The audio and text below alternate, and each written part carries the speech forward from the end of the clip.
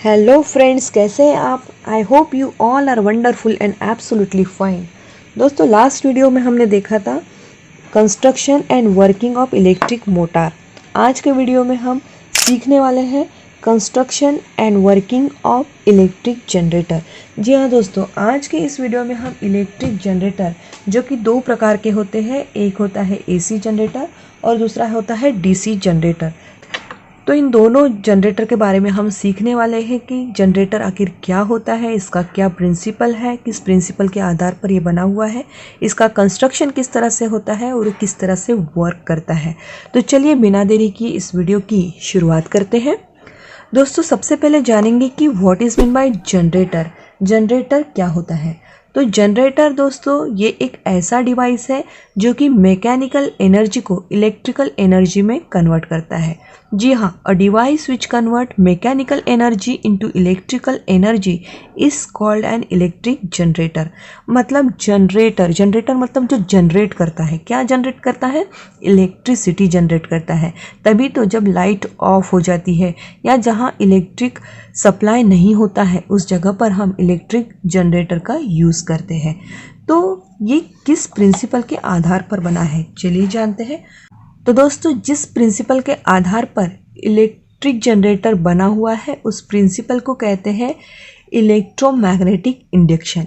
Electromagnetic induction means when conductor is kept in changing magnetic field it induces a current. मतलब जब कोई conductor changing magnetic field में रखा हुआ है, मतलब एक ऐसी मैग्नेटिक फील्ड जो कंटिन्यूसली चेंज हो रही है, जिसकी स्ट्रेंथ कम या ज़्यादा हो रही है, ऐसी चेंजिंग मैग्नेटिक फील्ड में अगर कोई कंडक्टर रखा हुआ है तो उस कंडक्टर के अंदर करंट इंड्यूस होता है।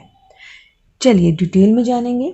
तो सबसे पहले हम इसका डायग्राम ड्रॉ कर लेते हैं और ये डायग्राम ड्रॉ करना भी सीखना बड़ा ही आसान है। इसके लिए दोस्तों सबसे पहले आप ऐसे दो रेक्टेंगल्स बना लीजिए और इन रेक्टेंगल्स को इस तरह से ज्वाइन कर दीजिए ताकि वो बन जाएगा कोई क्यूब या फिर क्यूबॉइड। ठीक इसी तरह यहाँ भी हमें एक क्यूब बना लेना है। अब ये जो क्यूब बनाए हैं वो है हमारे स्ट्रॉन्ग मैग्नेट। ये हो गया उसका नॉर्थ पोल और ये हो गया साउथ पोल। तो ये एक हॉर्सशो मैग्नेट है जो ऊपर से कुछ इस तरह से है, जिसके ये दो स्ट्रॉन्ग पोल्स हमें दिख रहे हैं, नॉर्थ पोल और साउथ पोल। इसके बीच में एक रेक्टेंगुलर शेप की कॉइल रखी हुई है कुछ इस तरह से, और ये जो कॉइल है वो इस तरह एक एक्सेल से कनेक्टेड है और यहाँ कुछ इस तरह से रिंग्स लगी होती है। ठीक है, कुछ इस तरह से यहाँ रिंग्स लगी होती हैं और नीचे में भी एक रिंग लगी होती है इस तरह से, और ये जो रिंग है वो ब्रश के साथ इस तरह से यहाँ कनेक्ट है। ठीक है, और दूसरी भी जो रिंग है वो ब्रश के साथ इस दूसरे आर्म से कनेक्टेड है। तो फ्रेंड्स, इस तरह से कुछ हमारा कंस्ट्रक्शन होगा जिसमें ये जो ब्रश है इसे हम नाम दे देते हैं B1 और ये वाला जो ब्रश है इसे हम नाम दे देते हैं B2। ये दो कार्बन ब्रशेस हैं जो कि ये रिंग के साथ अटैच हैं, और यहाँ ये जो रिंग है इसे हम नाम दे देंगे R1 और जो दूसरी रिंग है इसे हम नाम दे देंगे R2। ठीक है, और ये हो गया गैल्वेनोमीटर। चलिए अब एक एक चीज़ के बारे में और ज़रा डिटेल में जानते हैं। तो ये एक रेक्टेंगुलर कॉइल है दोस्तों जिसके ऊपर रेजिस्टिव कोटिंग लगा हुआ है, और इस कॉइल को हम नाम देंगे A, B, C, D। अब यहाँ हम देख सकते हैं ये जो ब्रश दिख रहा है B1 और B2, तो ये कार्बन ब्रशेस है और ये बिल्कुल स्टेशनरी है। ठीक है, और यहाँ ये जो रिंग दिख रही है ये है R1 और R2 जिसे हमने डिनोट किया है। तो दोस्तों ये जो रिंग है R1 एंड R2 इसे कहा जाता है कंडक्टिंग रिंग, कंडक्टिंग रिंग्स। इसे हम स्लीप रिंग भी कहते हैं, this is also called a sleep ring. ये कार्बन ब्रशेस जो है वो रिंग के ऊपर स्लीप होते हैं। अब जो हमने इलेक्ट्रिक मोटर देखा था उसमें जो रिंग थी वो कम्यूटेटर का काम करती थी और वो स्प्लिट रिंग थी, split ring. These are split ring. जबकि ये जो है वो स्लीप रिंग है, वो पूरी टोटल ऐसे सर्कुलर रिंग है। तो ऐसी एक सर्कुलर रिंग यहाँ लगी हुई है, दूसरी एक सर्कुलर रिंग यहाँ लगी हुई है, ठीक है। अब जैसे कि यहाँ ये जो रिंग फिक्स है उसके ऊपर ये ब्रश स्लीप होने वाले हैं और ये रिंग, ये एक्सेल और ये कॉइल जो है वो एक साथ घूमेगी, ठीक है। और यहाँ जो है ये गैल्वेनोमीटर लगा हुआ है। अब गैल्वेनोमीटर क्या करता है, तो वो करंट डिटेक्ट करता है। मतलब जब ये कॉइल रोटेट होगी तो उससे करंट इंड्यूस होगा और जो इंड्यूस करंट है वही हमें डिटेक्ट करना है कि करंट इंड्यूस हो रहा है या नहीं, मतलब करंट जनरेट हुआ है या नहीं। ये चेक करने के लिए हमें इस गैल्वेनोमीटर की हेल्प लेनी होगी। इस गैल्वेनोमीटर में दोस्तों एक ऐसा कांटा बना हुआ होता है, जैसे कि घड़ी में होते हैं ना हैंड्स, मिनट हैंड और हैंड, तो वो कैसे रोटेट होते हैं उसी तरह से ये रोटेशन दिखाएगा। अगर ये जीरो पे है, यहाँ बीच में जीरो का स्केल होता है, तो करंट फ्लो नहीं होगा, तब वो जीरो में होगा। लेकिन जब करंट फ्लो होने लगेगा तो ये डिफ्लेक्शन दिखाएगा, ठीक है। तो करंट को डिटेक्ट करने के लिए गैल्वेनोमीटर लगा हुआ है। तो चलिए हम समझते हैं कि किस तरह से ये जनरेटर वर्क करेगा। तो इसके लिए सबसे पहले तो हमें इसका प्रिंसिपल फिर से एक बार रिवाइज करना होगा कि ये जो कॉइल है, अगर ये चेंजिंग मैग्नेटिक फील्ड में रखी हुई है तो इसमें करंट इंड्यूस होगा। अब ये कॉइल जो है उसकी मैग्नेटिक फील्ड चेंज कैसी होगी, वो दो तरह से होगी। एक तो ये जो मैग्नेट्स रखे हुए हैं, अगर ये कंटिन्यूसली मूव हो रहे हैं तो मैग्नेटिक फील्ड चेंज होती रहेगी। या दूसरा ऑप्शन ऐसा है कि अगर ये जो कॉइल है वो ही अगर रोटेट हो रही है तो भी मैग्नेटिक फील्ड चेंज होगी, क्योंकि जो मैग्नेटिक लाइंस होती है यहाँ पे मैग्नेटिक लाइंस ऑफ फोर्स होती है, ठीक है। मैग्नेटिक फील्ड किस फॉर्म में होती है, मैग्नेटिक लाइंस ऑफ फोर्स के फॉर्म में होती है। तो वो जो लाइंस है यहाँ जो होगी वो कट होगी। जब ये कॉइल रोटेट होगी तो उस कॉइल के रोटेट होने की वजह से ये मैग्नेटिक लाइंस जो है वो नॉर्थ और साउथ पोल के बीच में जो मैग्नेटिक लाइंस है वो कट होगी। तो इस तरह से जब मैग्नेटिक लाइंस कट होती है तो मैग्नेटिक फील्ड चेंज होती है, राइट। मतलब मैग्नेटिक फील्ड को चेंज करने के लिए ये बहुत ज़्यादा ज़रूरी है कि ये कॉइल रोटेट हो, क्योंकि जब तक ये कॉइल रोटेट नहीं होगी मैग्नेटिक फील्ड चेंज नहीं होगी। और अगर मैग्नेटिक फील्ड चेंज होती है, मतलब ये कॉइल अगर रोटेट होती है, तो फिर इस कॉइल में करंट फ्लो होने लगेगा, क्योंकि इस गैल्वेनोमीटर में हमें देखने मिलेगा। तो इसके लिए क्या किया जाता है कि ये कॉइल जो है यहाँ से एक दूसरी मशीन के साथ अटैच की जाती है। मतलब एक आउटसाइड मशीन होती है जिसकी हेल्प से कॉइल को रोटेट किया जाता है। तो याद रखने वाली चीज़ ये है दोस्तों कि इसमें जो रोटेशन होगा वो क्लॉकवाइज होगा, ठीक है। रोटेशन जो होगा वो कौन सी डायरेक्शन में होगा, क्लॉकवाइज। क्लॉकवाइज डायरेक्शन में रोटेशन होगा, जबकि मोटार में हमने देखा था कि रोटेशन जो है वो एंटी क्लॉकवाइज होता है। हम मोटार को बार बार याद इसलिए कर रहे हैं दोस्तों ताकि आपको कोई कन्फ्यूज़न ना हो, इसलिए मैं इसमें क्या सिमिलरिटीज़ है, क्या डिफरेंसेस है बता रही हूँ। तो पहला डिफरेंस तो ये था कि मोटार में इस तरह की स्प्लिट रिंग लगी होती है जो कम्यूटेटर का काम करती है, मतलब करंट को चेंज करने का काम करती है, करंट की डायरेक्शन को। और यहाँ जो है इस तरह से कंडक्टिंग रिंग लगी होती है जो कि पूरी तरह से सर्कुलर होती है, वो स्प्लिट नहीं है, मतलब ब्रेक नहीं है, ठीक है। तो कंटिन्यूसली एक रिंग जो है वो ए बी आर्म के साथ कनेक्टेड होगी और दूसरी रिंग जो है वो दूसरी आर्म के साथ कनेक्टेड होगी, ठीक है, सी डी आर्म के साथ कनेक्टेड होगी। तो ये एक डिफरेंस है। और दूसरा डिफरेंस ये है कि यहाँ जो कॉइल है वो क्लॉकवाइज डायरेक्शन में रोटेट हो रही है, जबकि मोटर की जो कॉइल है वो एंटी क्लॉकवाइज डायरेक्शन में रोटेट होती है। अब देखिए, अगर ये कॉइल क्लॉकवाइज डायरेक्शन में रोटेट होती है तो हम अपनी कॉइल लेकर आते हैं। ये हो गई हमारी कॉइल, ठीक है। तो ये जो अगर हमारी, फिलहाल आप डायरेक्शन की तरफ ध्यान मत दीजिए, करंट की डायरेक्शन जो है उसकी तरफ ध्यान मत दीजिए। तो हमें बस इतना समझना है कि ये जो कॉइल है ABCD ये क्लॉकवाइज डायरेक्शन में रोटेट हो रही है। तो क्लॉकवाइज डायरेक्शन में मतलब ये ऐसे जाएगी, मतलब AB आर्म जो है वो ऊपर की ओर जाएगा और ये जो CD आर्म है वो इस तरह से नीचे की ओर आएगी, ठीक है।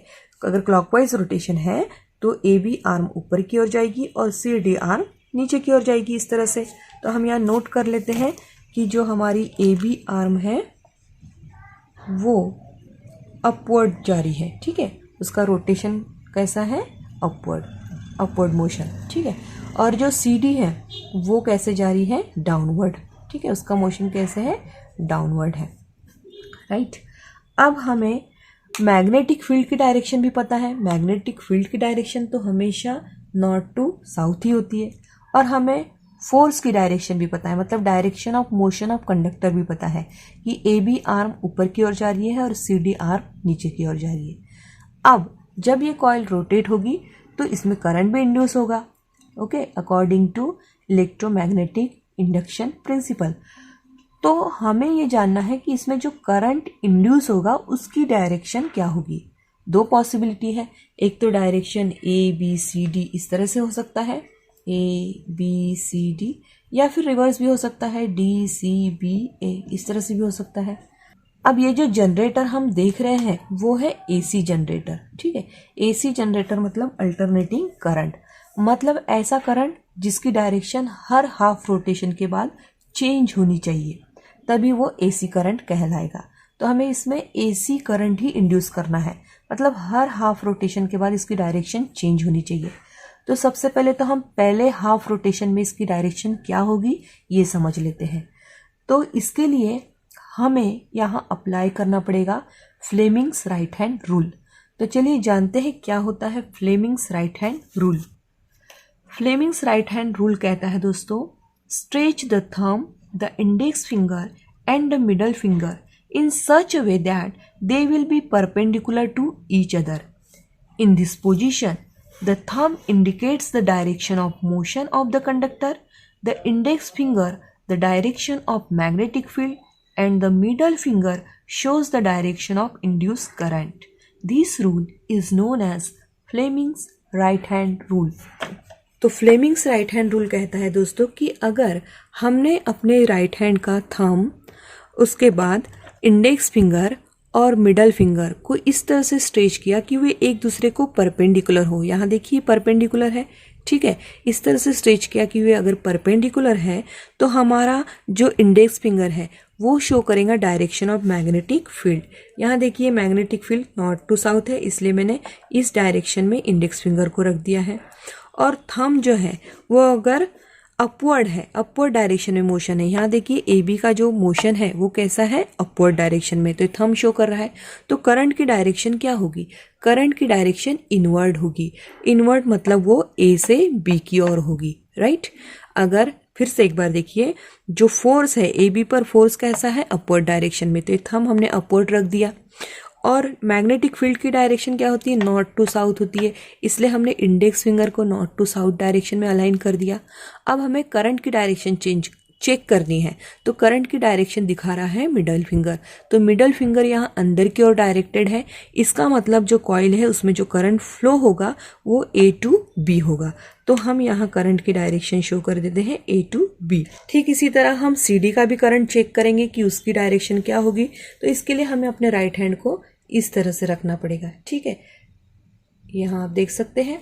तो यहाँ आप देख सकते हैं कि ये जो इंडेक्स फिंगर है वो क्या शो कर रही है, मैग्नेटिक फील्ड का डायरेक्शन शो कर रही है, और ये जो मेरा थंब है ये डाउनवर्ड डायरेक्शन में है, इस तरह से, ठीक है, ये डाउनवर्ड डायरेक्शन में है। हमने यहाँ लिखा था सीडी जो है उस पर डाउनवर्ड डायरेक्शन में मोशन हो रहा है, तो ये डाउनवर्ड डायरेक्शन में चले गया। और अब ये जो मेरी मिडल फिंगर है वो शो कर रही है डायरेक्शन ऑफ करंट, तो ये हमें आउटवर्ड डायरेक्शन में दिख रही है, ठीक है। तो इस तरह से हम देख सकते हैं कि करंट जो है सी डी आर्म में वो सी टू डी मतलब आउटवर्ड डायरेक्शन में इस तरह से फ्लो होगा। तो यहाँ हम करंट की डायरेक्शन शो कर देते हैं, वो हो गई सी टू डी।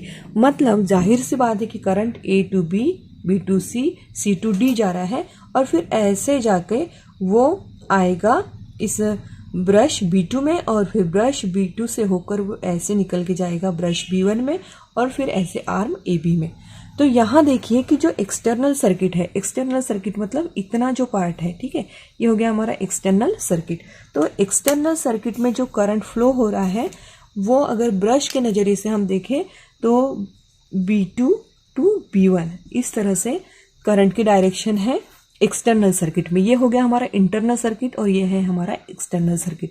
तो एक्सटर्नल सर्किट में करंट की डायरेक्शन है B2 टू B1, जो कि डायरेक्शन हमें गैल्वेनोमीटर शो करेगा। तो दोस्तों अब ये तो था हाफ रोटेशन, लेकिन अगले हाफ रोटेशन में करंट की डायरेक्शन चेंज होने वाली है, इसीलिए हम इसे AC जनरेटर कहते हैं। तो अब ये करंट की डायरेक्शन क्यों चेंज होने वाली है? जैसे कि पहले हाफ रोटेशन में ABCD था करंट का डायरेक्शन, लेकिन अब नेक्स्ट हाफ रोटेशन में करंट की डायरेक्शन DCBA होने वाली है। तो ये DCBA क्यों होगी? इसके लिए हमें एक चीज़ याद रखना है कि जिस आर्म पर अपवर्ड मोशन होता है उसमें जो करंट फ्लो हो रहा है वो इनवर्ड हो रहा है। ठीक है, इनवर्ड। यहाँ देखिए AB जो है उसमें इनवर्ड डायरेक्शन में करंट फ्लो हो रहा है क्योंकि वो अपवर्ड मोशन में थी, और CD जो है वो डाउनवर्ड मोशन में थी, इसलिए उसमें जो करंट फ्लो होगा वो आउटवर्ड डायरेक्शन में होगा। मतलब जो भी आर्म ऊपर की डायरेक्शन में जाती है उसमें इनवर्ड डायरेक्शन में फोर्स होता है, और जो नीचे की डायरेक्शन में जाती है उसमें आउटवर्ड डायरेक्शन में करंट होता है। ये according to Fleming's right hand rule हमने देखा है। अब यहाँ क्या होगा कि ये जो कॉइल है, जो AB जो थी वो अपवर्ड डायरेक्शन में जा रही थी। ठीक है, पहले अपवर्ड डायरेक्शन में जा रही थी इसलिए इसमें इनवर्ड फोर्स था, और जो CD है वो डाउनवर्ड डायरेक्शन में जा रही थी। CD देखिए डाउनवर्ड डायरेक्शन में जा रही थी इसलिए इसमें आउटवर्ड फोर्स था। लेकिन जब ये ऐसे घूमेगी, इस पोजीशन में जाएगी, तो अब ये जो AB है वो नीचे आने वाली है। वो नीचे आएगी मतलब AB पर जो ये मोशन का जो डायरेक्शन है वो चेंज हो गया। ठीक है, अब AB जो है वो कहाँ आ रही है? नीचे आ रही है। अब देखिए AB जो है वो डाउनवर्ड डायरेक्शन में आ रही है, मतलब उसका मोशन डाउनवर्ड डायरेक्शन में हो रहा है, और ये जो CD है वो ऐसे ऊपर जा रही है। तो CD जो है, जो पहले डाउनवर्ड डायरेक्शन में जा रही थी, अब वो अपवर्ड डायरेक्शन में जाएगी। तो हमें एक चीज़ याद रखना है कि जो भी आर्म अपवर्ड डायरेक्शन में जाती है उसमें इनवर्ड डायरेक्शन में करंट होता है। ये हो गई मोशन की डायरेक्शन जो कि थंब शो करता है, और ये हो गई करंट की डायरेक्शन जो कि मिडल फिंगर शो करती है। अब उल्टा हो गया है, रिवर्स हो गया है। तो यहाँ AB जो है वो अब नीचे जा रही है। नीचे जा रही है मतलब उस पर जो उसमें जो करंट फ्लो होगा वो आउटवर्ड डायरेक्शन में होगा, और CD जो है वो अब ऊपर जा रही है। करंट का डायरेक्शन क्या होगा? इनवर्ड होगा, मतलब रिवर्स हो जाएगा। समझ में आ रही है आपको ये बात? देखिए एक बार फिर से चेक करते हैं कि ये जो AB था ये हमारा ऐसे ऊपर गया। ठीक है, पहले ऊपर जा रहा है पहले हाफ रोटेशन में, लेकिन ऐसा घूमने के बाद अब तो वो नीचे आ रहा है ना, यानी AB नीचे आ रहा है। और जो ये CD था, CD पहले नीचे जा रहा था, लेकिन हाफ रोटेशन के बाद अब वो ऊपर आने लगेगा ऐसे। तो इनमें जो मोशन की डायरेक्शन है वो चेंज हो गई, और मोशन की डायरेक्शन चेंज हो जाएगी, इसलिए according to Fleming's right hand rule अब करंट की डायरेक्शन भी चेंज होगी। तो AB में आउटवर्ड डायरेक्शन में फोर्स जाएगा और CD में इनवर्ड डायरेक्शन में फोर्स जाएगा। तो ये जो करंट की डायरेक्शन है वो अब चेंज हो जाएगी, वो इस तरह से हो जाएगी DCBA। ठीक है, DCBA इस तरह से करंट की डायरेक्शन हो जाएगी। तो अगर हम ये करंट को देखें तो यहाँ देखिए ऐसे जाएगा DCBA, फिर ये B1 में आएगा, फिर B1 में से ऐसा निकल के वो B2 में जाएगा, और ऐसे तरह इस तरह से ये साइकिल कंप्लीट हो जाएगी। तो अगर हम एक्सटीरियर सर्किट की बात करें तो नेक्स्ट हाफ रोटेशन में जो करंट पास हो रहा है वो B1 टू B2 हो रहा है। ठीक है, DCBA ऐसे जाकर वो B1 में जाएगा, फिर ऐसा घूम के वो B2 में जाएगा। तो जो करंट की डायरेक्शन है वो एक्सटर्नल सर्किट में है B1 टू B2। इस तरह से हम देख सकते हैं कि हर एक हाफ रोटेशन में करंट की डायरेक्शन जो है वो चेंज हो रही है, और इसीलिए इस करंट को कहा जाता है AC करंट, मतलब अल्टरनेटिंग करंट। तो ये हो गया दोस्तों AC जनरेटर। आई होप आपको समझ आया होगा। दोस्तों अब हम देखेंगे DC जनरेटर। DC जनरेटर मतलब ऐसा जनरेटर जो DC करंट इंड्यूस करेगा। DC करंट मतलब डायरेक्ट करंट। अब डायरेक्ट करंट मतलब जो एक ही डायरेक्शन में फ्लो होता है। जैसे कि AC करंट को हमने देखा था कि हर हाफ रोटेशन के बाद उसकी डायरेक्शन चेंज होती है, लेकिन DC करंट में दोस्तों डायरेक्शन चेंज नहीं होगी, कंटिन्यूसली एक ही डायरेक्शन में करंट फ्लो होगा। तो इसमें जो हाफ जो रोटेशन है वो तो AC जनरेटर की तरह ही होगा, लेकिन नेक्स्ट हाफ में जैसा कि AC जनरेटर में करंट की डायरेक्शन चेंज हो रही थी, यहाँ वो डायरेक्शन चेंज नहीं होगी। मतलब जैसा हम देख सकते हैं कि AC जनरेटर में फर्स्ट हाफ रोटेशन में करंट की डायरेक्शन जो है वो B2 टू B1 थी, और उसके बाद वाले रोटेशन में वो डायरेक्शन चेंज होके B1 से B2 हो गई थी। लेकिन अब हमें कंटिन्यूसली यही डायरेक्शन चाहिए, मतलब पूरा टाइम फुल रोटेशन के समय हमें करंट की डायरेक्शन एक्सटर्नल सर्किट में B2 टू B1 इसी तरह से चाहिए। तो इसके लिए इसकी एक खास कंस्ट्रक्शन की गई है। तो इसकी कंस्ट्रक्शन आप ध्यान से देखिएगा, इसमें कुछ सिमिलैरिटी है एसी जनरेटर की तरह और कुछ डिफरेंसेस है, और जो डिफरेंसेस है वो इलेक्ट्रिक मोटर से मैच होते हैं। कैसे? तो देखिए यहाँ पे जो स्ट्रॉन्ग मैग्नेट रखे हैं वो तो सेम एसी जनरेटर में भी थे, सेम वैसे ही कॉइल भी रखी गई है, लेकिन यहाँ पे गैल्वेनोमीटर भी है। लेकिन मेन डिफरेंस देखिए दोस्तों, यहाँ हमें स्प्लिट रिंग दिखाई दे रही है, स्प्लिट रिंग। ठीक है, याद है जैसा इलेक्ट्रिक मोटर में हमने देखा था ये स्प्लिट रिंग थी। ये स्प्लिट रिंग जो है वो क्या करती है? कम्यूटेटर का काम करती है, मतलब करंट की डायरेक्शन चेंज करने का काम करती है। अब क्या होगा कि ये जो डीसी जनरेटर है उसमें जो इंटरनल सर्किट है वहां तो करंट की डायरेक्शन चेंज होने ही वाली है, लेकिन जो एक्सटर्नल सर्किट है वहां करंट की डायरेक्शन चेंज नहीं होगी, वो कॉन्स्टेंटली B2 to B1 ही रहेगी बिकॉज ऑफ दिस कम्यूटेटर। तो कैसे? देखिए फर्स्ट हाफ रोटेशन का कोई प्रॉब्लम ही नहीं है, जैसा एसी जनरेटर में करंट की डायरेक्शन B2 to B1 थी, यहाँ भी B2 to B1 होगी। लेकिन हमें पता है कि नेक्स्ट हाफ रोटेशन में करंट की डायरेक्शन ऑटोमेटिक चेंज हो जाती है एसी जनरेटर में, लेकिन यहाँ डीसी जनरेटर में वैसा क्यों नहीं होगा? तो उसके लिए हम फिर से एक बार ये देख लेते हैं कि इस तरह से हमारी कॉइल है ABCD। ठीक है, ये जो है क्लॉकवाइज डायरेक्शन में रोटेट हो रही है। अब रोटेट होते होते जब ये ऐसे वर्टिकल पोजीशन में आएगी तो यहाँ देखिए ये CD नीचे है, यहाँ हमने CD बनाया है, और ये जो AB है ये हमारी AB आर्म है, इस तरह से आ जाएगी। ठीक है, अब जब ये वर्टिकल पोजीशन में आएगी तब ये जो हमारे कम्यूटेटर यहाँ लगे हुए हैं इनकी पोजीशन भी चेंज हो जाएगी। इनकी पोजीशन देखिए पहले ऐसी थी तो अब ऐसी हो जाएगी, हाफ रोटेशन के बाद वो ऐसे हो जाएगी, यहाँ आप देख सकते हैं। उसकी वजह से क्या होगा कि जो ब्रश है और ये जो स्प्लिट रिंग है इनका जो कांटेक्ट है वो एक्सचेंज हो जाएगा। जैसा कि हमने देखा कि ये जो फर्स्ट हाफ रोटेशन है उसमें R1 जो है वो B1 के साथ कनेक्ट है और R2 जो है वो B2 के साथ कनेक्ट है, लेकिन नेक्स्ट हाफ रोटेशन में ये कांटेक्ट चेंज हो जाएगा। R1 का कांटेक्ट B2 ब्रश के साथ हो जाएगा और R2 का कांटेक्ट B1 ब्रश के साथ हो जाएगा। यहाँ आप देख सकते हैं कि ये R1 है और ये R2 है। ये R1 पहले B1 के साथ कनेक्ट थी, लेकिन अब ये B2 के साथ कनेक्ट हो चुकी है, और ये जो R2 है जो कि अब B1 के साथ कनेक्ट हो चुका है। तो हम जानते हैं कि नेक्स्ट हाफ रोटेशन में करंट की डायरेक्शन चेंज हो जाती है, मतलब हाफ रोटेशन के बाद करंट की डायरेक्शन DC BA इस तरह से हो जाती है। ठीक है, पहले हाफ में ABCD रहता है और नेक्स्ट हाफ रोटेशन में DC BA हो जाता है। तो यहाँ भी इंटरनल सर्किट में तो करंट की डायरेक्शन चेंज हो ही जाएगी जैसे कि AC जनरेटर में होती है, लेकिन एक्सटर्नल सर्किट में हमें अब भी करंट की डायरेक्शन B2 से लेकर B1 तक ही चाहिए। तो जब ये कम्यूटेटर का पोजीशन चेंज हो जाएगा, ये जो कांटेक्ट है ब्रश के साथ वो एक्सचेंज हो जाएंगे, उसकी वजह से क्या होगा देखो, ये करंट जो है वो DCBA ऐसे आएगा, ऐसे आकर फिर वो R1 में जाएगा।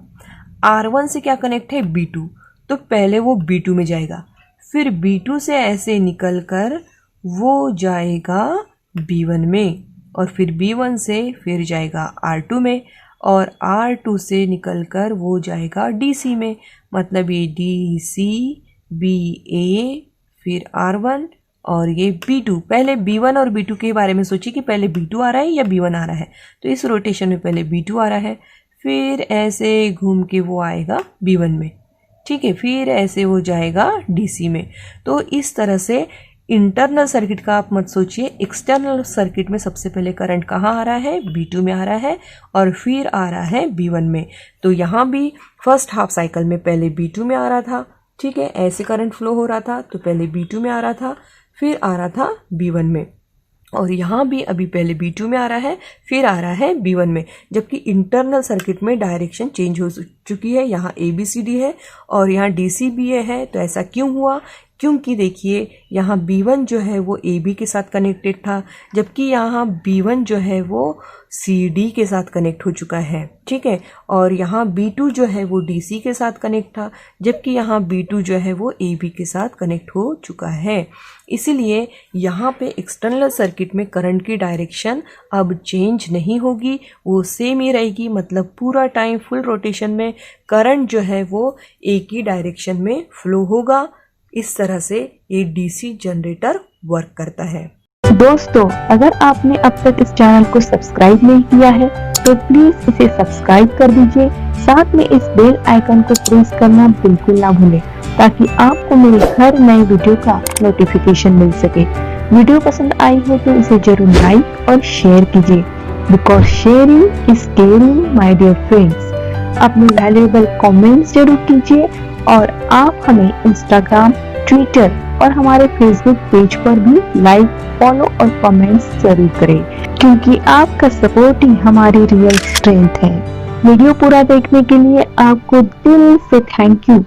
फिर मिलेंगे एक नए वीडियो के साथ। तब तक के लिए stay blessed, stay happy, keep studying, keep growing. Bye bye.